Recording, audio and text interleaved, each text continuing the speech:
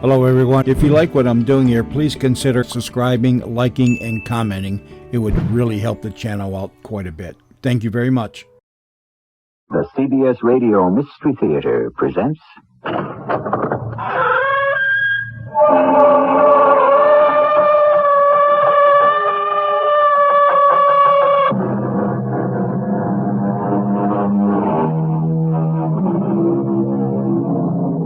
Come in. Welcome. I'm E.G. Marshall.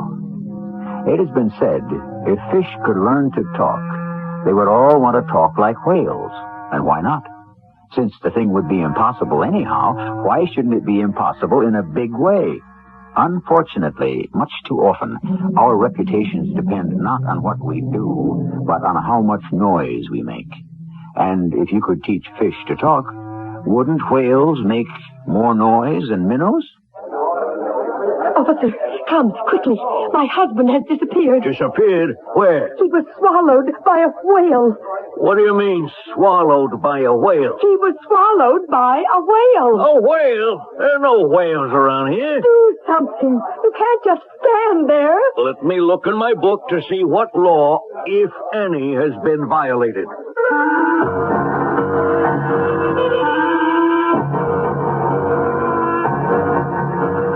Our mystery drama, The Biggest Fish in the World, was written especially for the Mystery Theater by Sam Dan and stars Joan Shay. It is sponsored in part by True Value Hardware Stores. I'll be back shortly with Act One.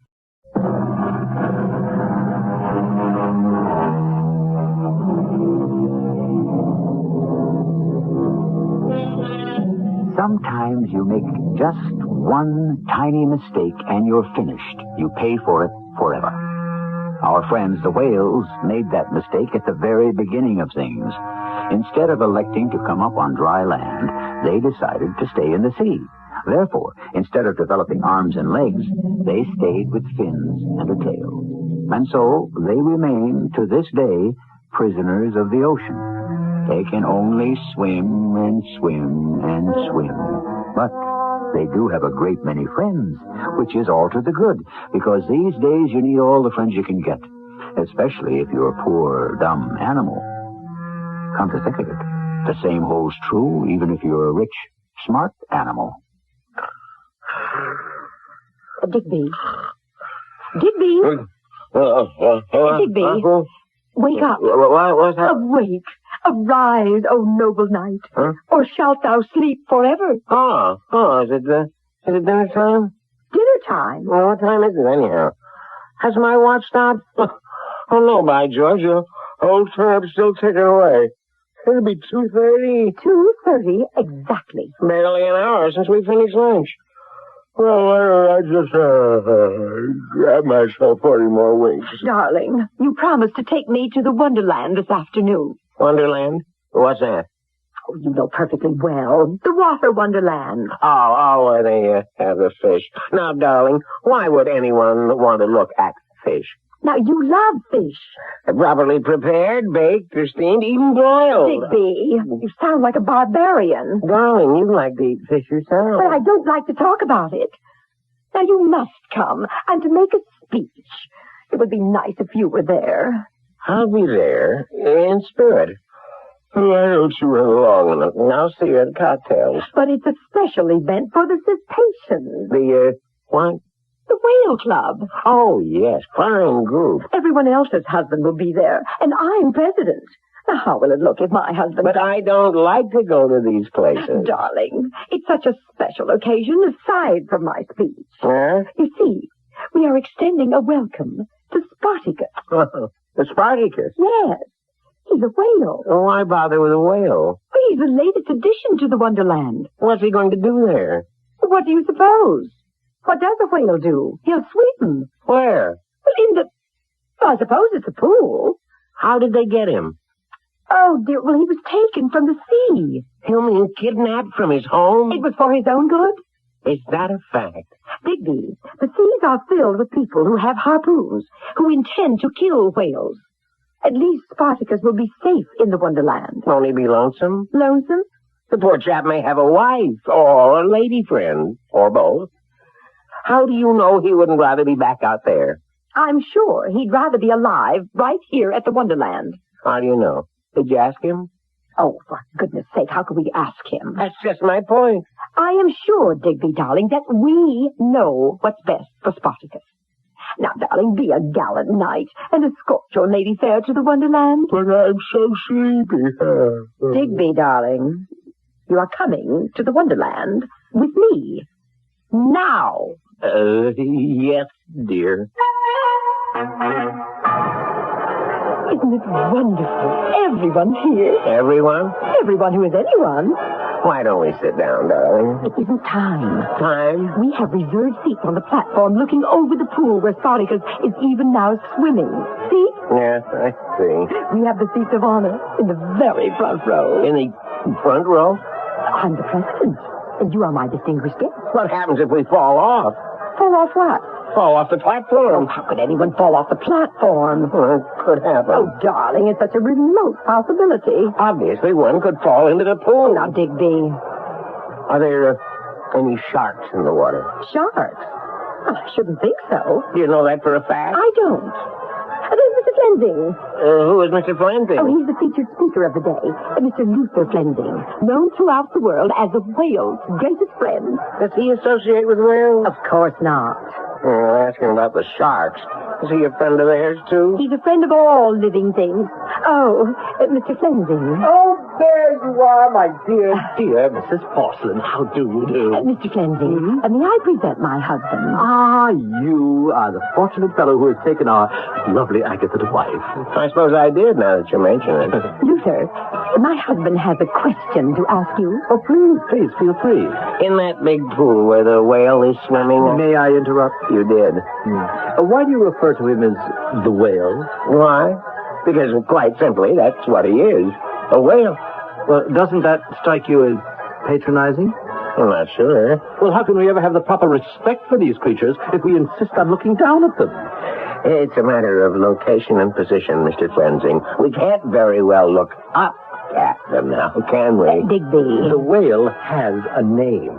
Now, we should use that name when we refer to him. What's his name? Darling, you know his name. It's Spartacus. How do I know that's his name? Because that is the name we gave him. The name you gave him. But how do you know it's his real name? Were you present at his christening? Darling, you did have a question to ask Mr. Flensing? In that pool with the Spartacus, are there any other creatures? Well, why do you ask? Just curious. Are there any sharks or other predatory, carnivorous, dangerous animals? There is no such thing as a dangerous animal. There isn't? No. There are only careless, thoughtless, provoking human beings. I only... Now, Digby, darling, you must admit Mr. Flensing is absolutely correct. Well, I accept your apology, Mr. Porcelain. But I didn't apologize. Oh, there's Mrs. Friesleben and Mrs. Tallow. Excuse me, I must say hello. How much time before the ceremonies begin, Mrs. Porcelain? Oh, just a few minutes. I shall be at my place on time. Never fear, never fear. Ladies, ladies! Oh, such a dedicated man. Dedicated to what?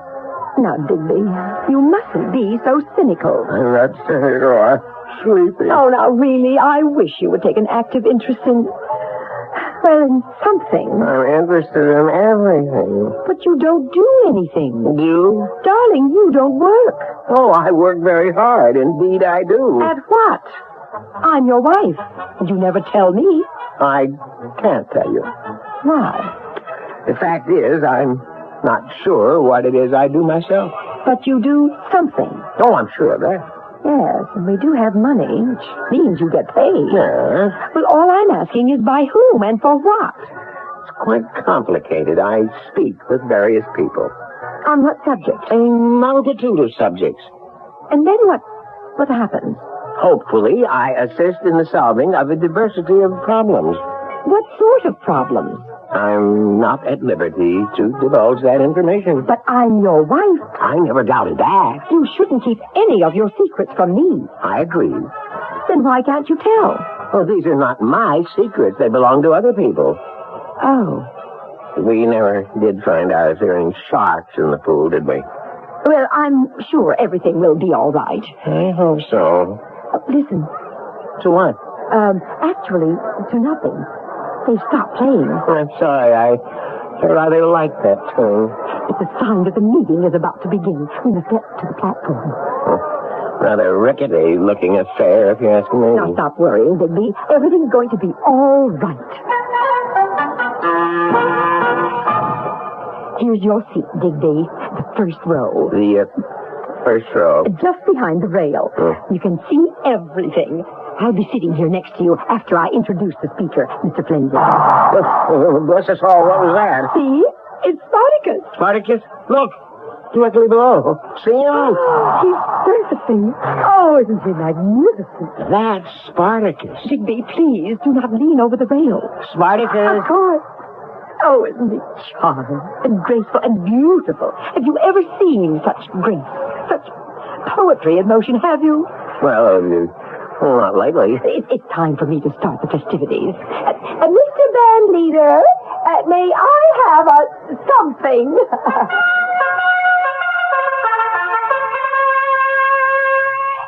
Ladies and gentlemen, and Spartacus, welcome on behalf of the cetaceans. We have gathered here to pay tribute to one of the finest of the finny denizens of the deep, and to make him feel at home among us. How does Spartacus happen to be here today? Whose wisdom, courage, and kindness are responsible for Spartacus's rescue from the dangerous depths? The answer is in the name of one man who is the finest friend the whales have ever had. You all know him. You all love him. You cannot wait to hear him.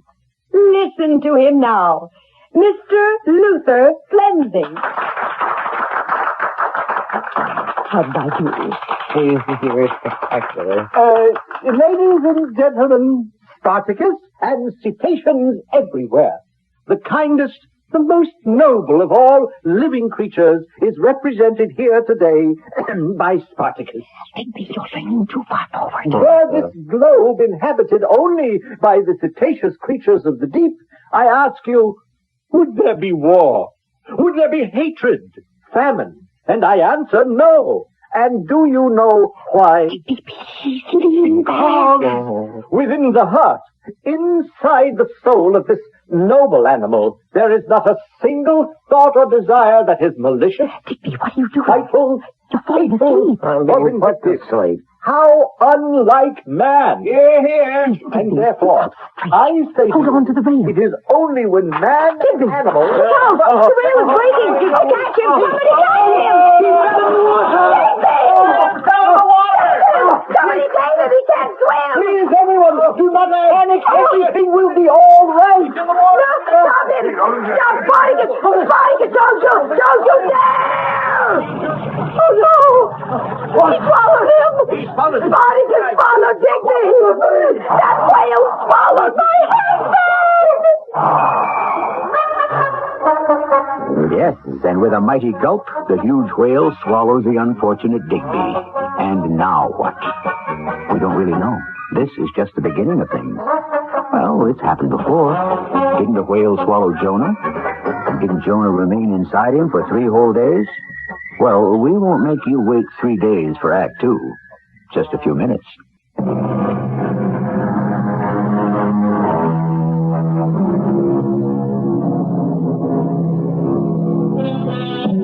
One swallow doth not a summer make, said the poet. However, as far as a whale is concerned, one swallow can make a dinner. I don't suppose a gentleman named Digby Porcelain ever pondered this matter at any length or in any depth. Indeed, why would he? However, just a few moments ago, it ceased to be an academic matter and became absolutely real. It seems Mr. Porcelain fell into a tank where a whale named Spartacus was swimming, and Spartacus swallowed him. Digby! Do something! Somebody do something! Now, Mrs. Porcelain, we must remain calm. Calm! My husband has been swallowed by that whale, and you expect me... Mrs. Porcelain, I will not have you refer to Spartacus as that whale. But he swallowed Digby! Do something! Somebody do something! Well, we shall. Digby! Digby, can you hear me? Oh, we must get him out of there. Of course. He could make Spartacus deathly ill. What are we going to do? We shall not panic. We shall use reason and common sense in the matter. All right, but do something now. Of course. We shall appeal to Spartacus. Appeal to Spartacus. Yes. Certainly. We shall appeal to reason. But whales cannot. Whales cannot what? Do you realize that whales are the most intelligent creatures on the planet? Well, then talk to him. I shall. Now, if everyone will be quiet, please. Spartacus, it was naughty of you to swallow Mr. Porcelain. Now, just spit or better, regurgitate. Well, let him out again. Spartacus, let Mr. Porcelain out, and all will be forgiven. Spartacus! Digby, are you all right? Mr. Fleming, make that whale give up my husband. Must I remind you again, Mrs. Porcelain, do not refer to Spartacus as that whale. Make him give up my husband. Mrs. Porcelain, it seems Spartacus doesn't want to. He doesn't want to. Well, obviously. Well, make him. Make him? You heard me. And run the risk of ruining his psyche? I don't care about his psyche. Oh, how can you be so unfeeling? I want my husband. Well, no one asked him to fall into the tank. You get my husband out of there. My dear Mrs. Porcelain. I'll call the police. Police! Officer, my husband has been swallowed up. What's your husband's name? But does it matter? How are we going to find him unless we know his name? But you don't have to find him. I know where he is. And what's the problem? He's been swallowed by a whale. Leave me write this down. Swallowed by a whale. The approximate time? It just happened. You say the perpetrator is a whale? What's the perpetrator's name? Spartacus. Spartacus. Does the perpetrator have any distinguishing characteristics and so forth? The perpetrator is swimming in that tank right in front of your eyes. That's Spartacus? Yes. Now get my husband out of there immediately. Yeah.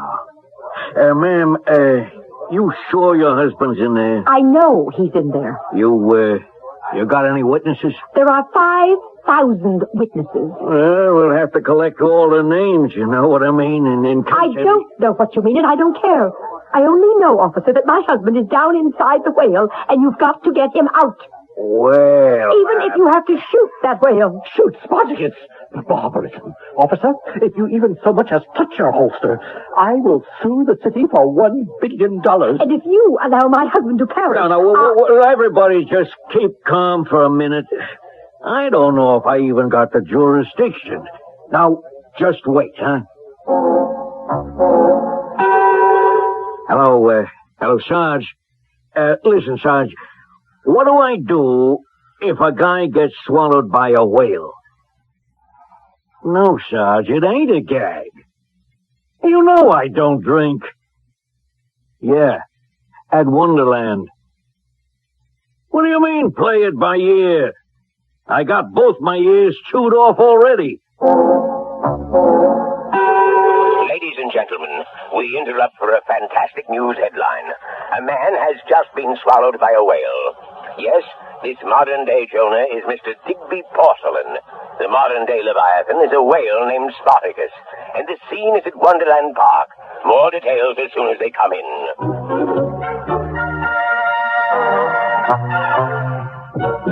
Now, Mrs. Porcelain, I assure you that everything is being taken care of. Except poor Digby.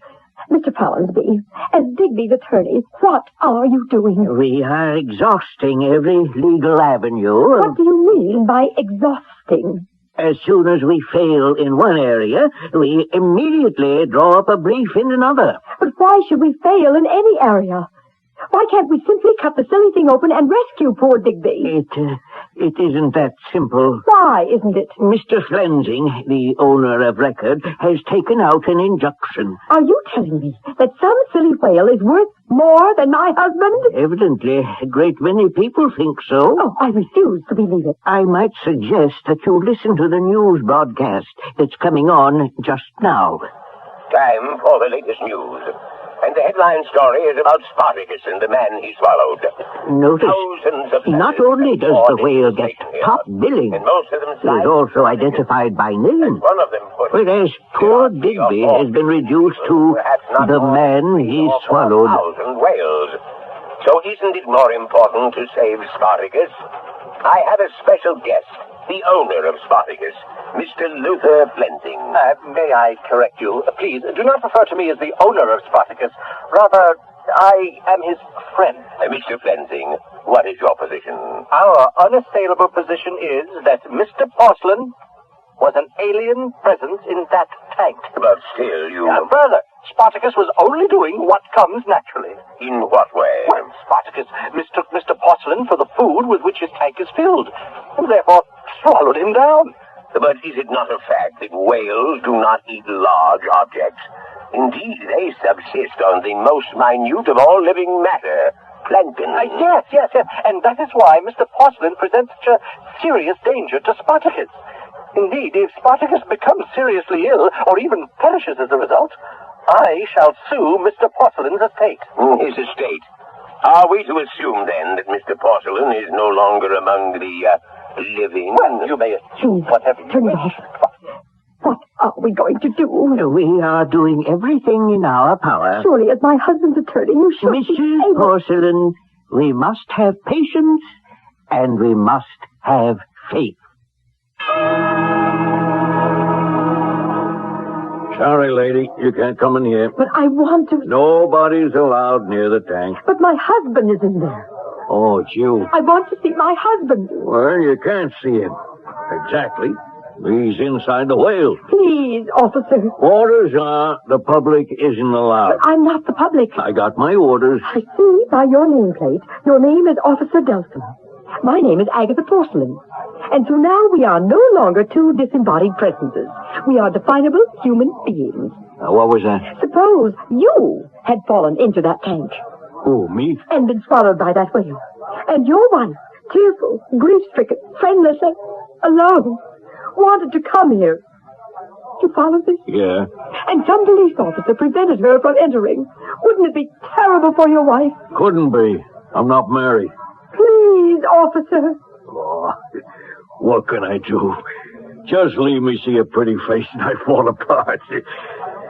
It's a possibility you're not married anymore either. May I go in? You will promise me you won't do anything. Mr. Flensing. Mrs. Porcelain, what are you doing here? Well, I will ask you the same thing. I am protecting my property. Mr. Flensing, there must be something we can do. Do? Well, I think you and your husband have done enough. Look at him.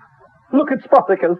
He appears so ill, so wan, so listless. He looks all right to me. Oh, how weak he sounds. He sounds as strong as ever. Now, we must get Digby out of there. Well, I agree.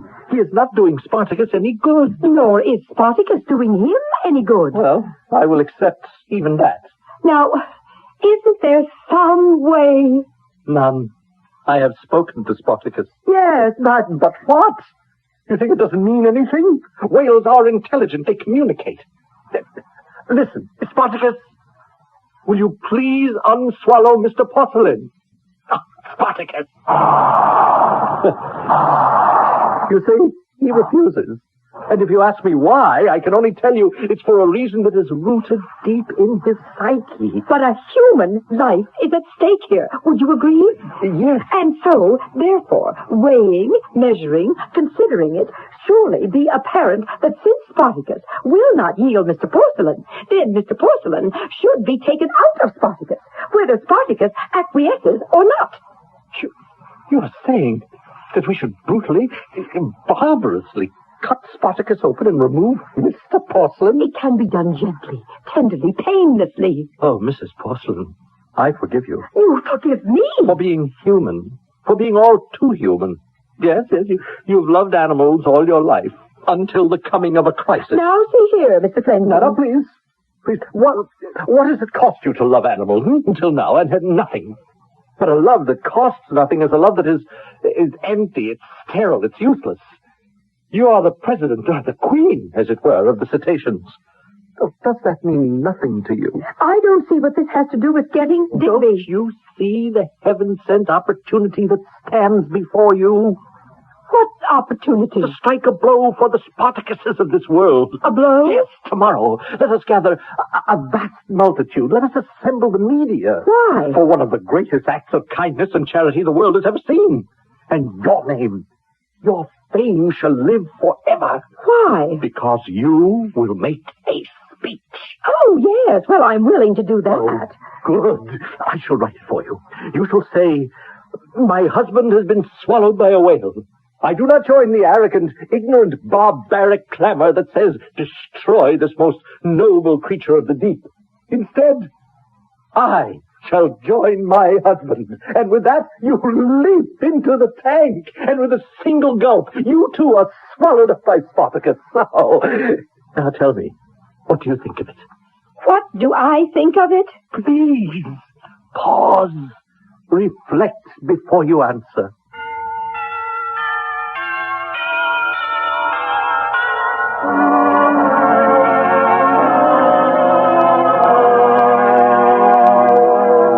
What do you think of it? After all, aren't there wives who long to join their husbands in every hazardous activity? But to join one's spouse in the belly of a whale, certainly there's room enough for two. And isn't togetherness the best way to strengthen a marriage? We shall pursue this development further in Act 3.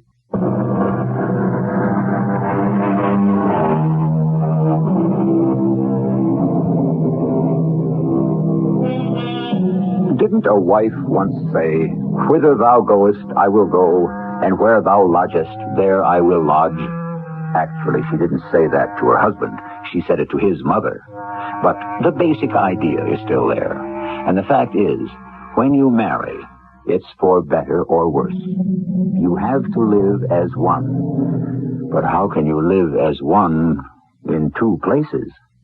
You want me to jump into that tank and let myself be swallowed up by Spartacus? Think of it. You are crazy. Well, you proclaim for all the world to know that you love the whales. Now, prove it. By letting him swallow me? Oh, well, I see. Oh, you are the typical dilettante liberal. Now, see here, Mr. Fleming. I want my husband. Well, I have just suggested a way for you to have him. I warn you. You are the typical summer soldier. Oh, I'd better get out of here. Yes, and are you perhaps a bit too frightened to jump into the tank? Here, let me help you. I'll just give you a teeny little push. Let go of me. It's for the cause. I said let go. Do you realize the public... Now, do you see what you've done? You've upset Spartacus. There now. Everything is going to be all right, fellow. All right. Hey, what's going on here? Officer, he tried to push me into the tank. Oh, officer, remove this woman. She's creating a nuisance. But my husband is inside that whale. Isn't anyone going to do anything about it?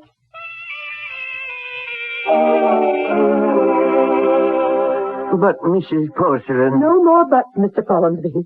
I am instructing you to get a court order to have Digby freed at once. I've already attempted to secure such an order. What do you mean, attempted? The court is currently listening to arguments. Arguments from whom? Have you heard of the cetaceans? Heard of them? I'm the president. They are currently leading the so-called Save Spartacus campaign. The Save Spartacus campaign? You've been so busy, what with one thing and another, you haven't heard the news lately. Suppose we switch on the radio. What news are you talking about? And now for the news. Number one, as it's been for the past 48 hours, the Spartacus story. The Save Spartacus campaign has enlisted thousands of allies, friends, partisans. If any harm comes to Spartacus, they vow a march on Washington. Turn it off. Furthermore, we have to do something. What can those judges be thinking about? They are listening to expert testimony. What do you mean by expert? It seems that Spartacus is one whale in a million. Why? I'm not sure. It has to do, I think, with his fins. What do they have to do? They have a reversible interstitial parazoid complex. What is that? And all these university professors and zoologists are having heated arguments about it. But what does this have to do with saving Digby? Well, it could be that Spartacus is the very whale in which an evolutionary move is being made. Evolutionary? Yes. Now, we think of evolution as a process that has taken place millions of years ago. It seems this isn't true. It isn't? No, it goes on all the time, all around us. Why, you and I, as we sit here talking, we are gradually evolving into something else. What? Well, your guess is as good as mine. It is entirely possible that Spartacus is starting a new evolutionary trend for whales. There are signs that he is actually developing hands. Do you realize what it would mean for a whale to grow hands? I only know my husband is inside the creature's stomach. Oh, no. We mustn't say stomach. Oh, my goodness. That would mean the whale is already in the process of digesting, Mr. Porcelain. No, let us hope things have not reached that point just yet. What are we going to do? We shall wait for the decision of the court and hope for the best.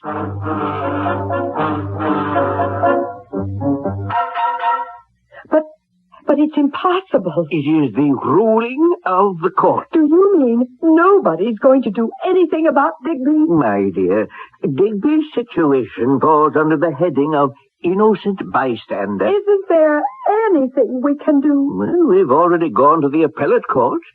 But if it's any consolation, Flensing has also lost. How? He overreached himself. His defense was that the whale could not be destroyed because he was, obviously, a part of the evolutionary process. And the court agreed. Then how did he lose? Because then the court said, if that were true, then the whale could not remain in captivity where there would be no environmental pressure on him to evolute. Therefore, the court decided that Spartacus must be returned to the seas. With Digby still inside? Well, yes.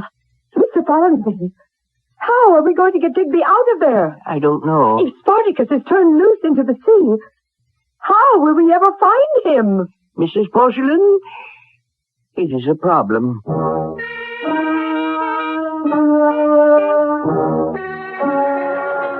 And so ends a most unusual chapter in the continuing story of human beings and animals.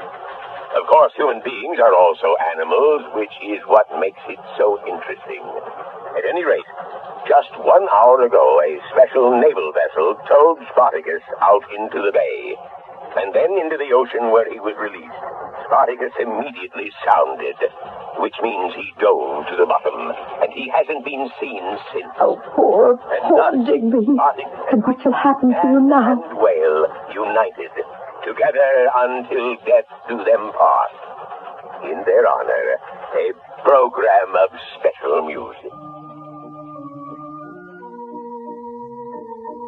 Oh, Digby, you must be so hungry. Nothing to eat but plankton.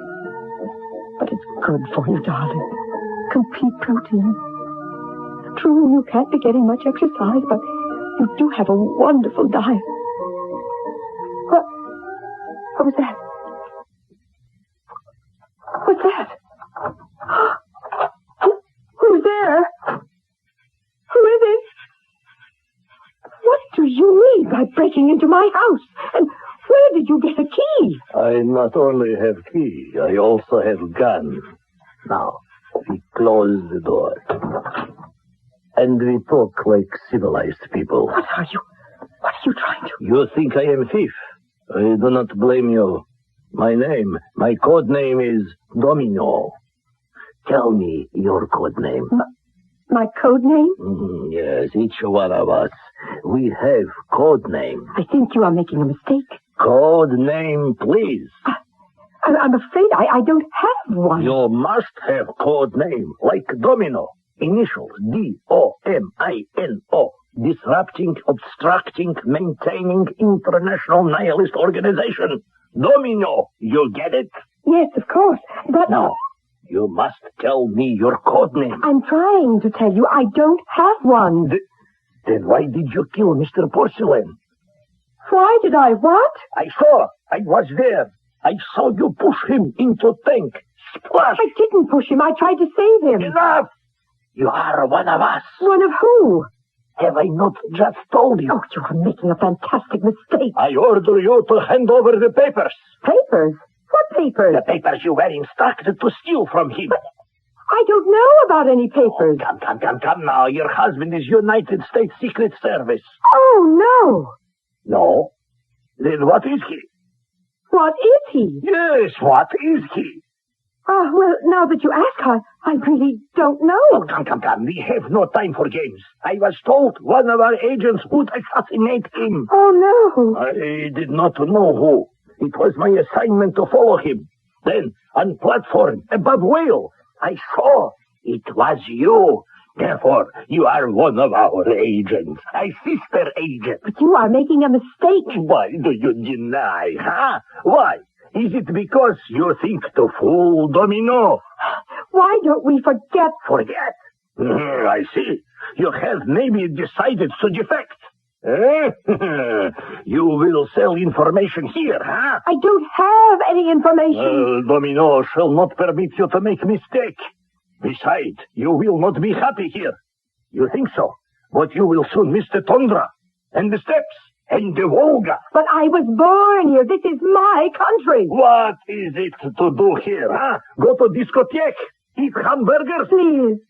How can I convince you that I am not what you think? Oh, I will save you from yourself. No. Don't. Don't point that gun at me. You will give me papers. I don't have any papers. Then I will have to, for your own very good, shoot you. But she doesn't have the papers. Ah. Digby! Here they are. No! Oh, Digby, it's you! James, he has a jaw like a cement wall. Oh, let him lie there and cool down. Digby! It's you! You're here! Of course, my darling. But I don't understand. Well, I can't say I blame you. Things happen so fast I could hardly sort them out myself. But you were in the belly of the whale. I'm sorry, dear. I must correct you. It wasn't a whale. But it was a whale. You see, my dear, the old saying isn't quite right. You know, if it looks like a fish, swims like a fish, and smells like a fish, why, then it has to be a fish. It isn't true. But everyone saw Spartacus. Everyone was fooled, including your Mr. Flensing. He brought in what he thought was a whale, and he named it Spartacus. Well, if it wasn't a whale, what was it? I've got to swear you to secrecy. Spartacus is a monitoring device cunningly constructed to look like a whale. Oh. It cruises the seas and gathers information. How do you know? I built it. And then when I saw it floating about in that tank, I said to myself, hello, better jump in and see if all circuits are go, as it were. Oh. The main job was to get old Spartacus out to sea and back on the mission again. Then it was all a hoax. I'm afraid so. Everyone was fooled, but everyone is happy. The people who love whales will rejoice in their victory. Tomorrow, I shall be discovered wading ashore at the beach.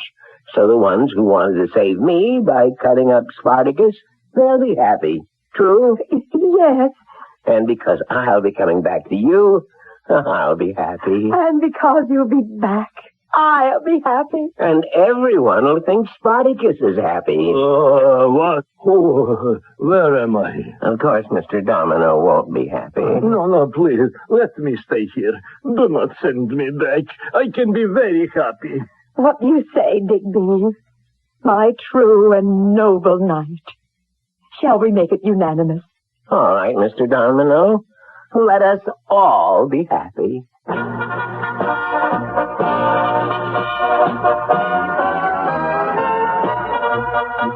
And they were. Spartacus is cavorting in the deep.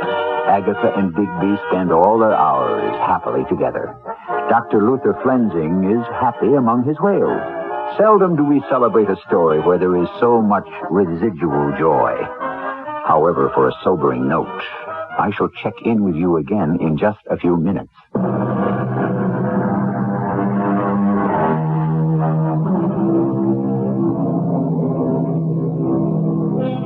The hand, we are told, is quicker than the eye. Therefore, what we swear we see is not necessarily so. After all, mirages are not restricted to the hot, thirsty deserts where the brain has been seared by light and heat. Mirages can take place wherever people may gather. We see what we want to see, what we expect to see, what we are told we see, and then we solemnly nod and tell ourselves that seeing is believing. Our cast included Joan Shay, Janney, Earl Hammond, and William Griffis. The entire production was under the direction of Hyman Brown.